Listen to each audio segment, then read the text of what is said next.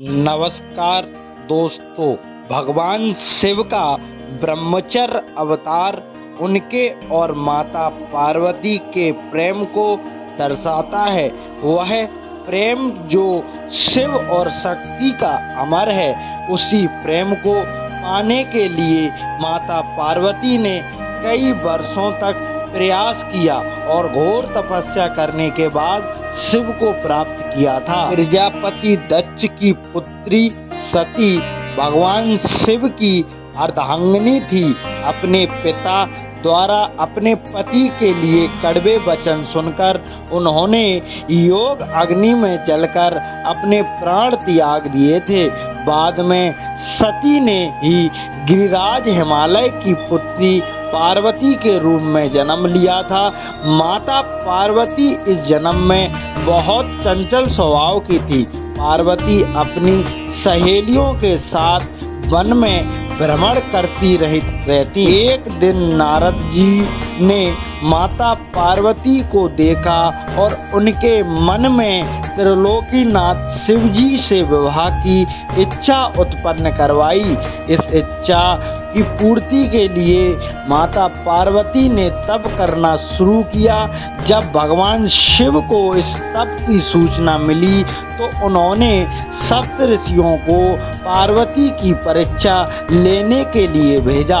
सप्त ऋषियों ने पार्वती की परीक्षा ली और वापस आकर सारा समाचार भगवान शिव को कह सुनाया। सप्त ऋषियों के मुख से पार्वती की तपस्या के बारे में जानने के बाद भगवान भोलेनाथ ने स्वयं उनकी परीक्षा लेने का फैसला किया। एक दिन जब माता पार्वती नदी किनारे भगवान शिव की आराधना कर रही थी, तब महादेव ने ब्रह्मचारी रूप धारण किया और माता पार्वती के पास पहुँचे। एक ब्राह्मण देवता को अपनी दिशा में आता देखकर माता पार्वती ने उन वृद्ध ब्राह्मण देव के आतिथ्य की व्यवस्था की।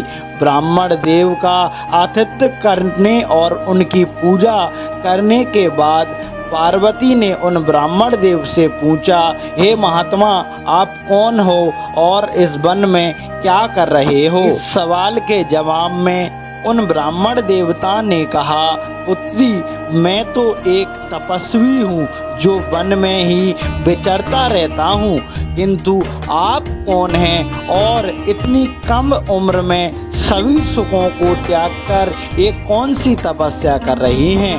माता पार्वती ने जवाब दिया कि हे महेश्वर, मैं भगवान शिव को पाने के लिए उनकी आराधना कर रही हूँ। यह सुनकर महर्षि हंसने लगे और उन्होंने उनकी परीक्षा को कठिन बनाने के लिए भगवान शिव की बुराई करना शुरू कर दिया।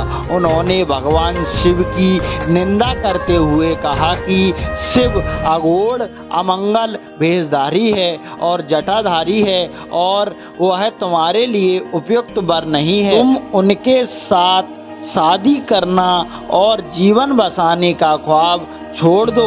ब्रह्मचारी के मुख से अपने आराध्य की बुराई सुनकर पार्वती को क्रोध आ गया।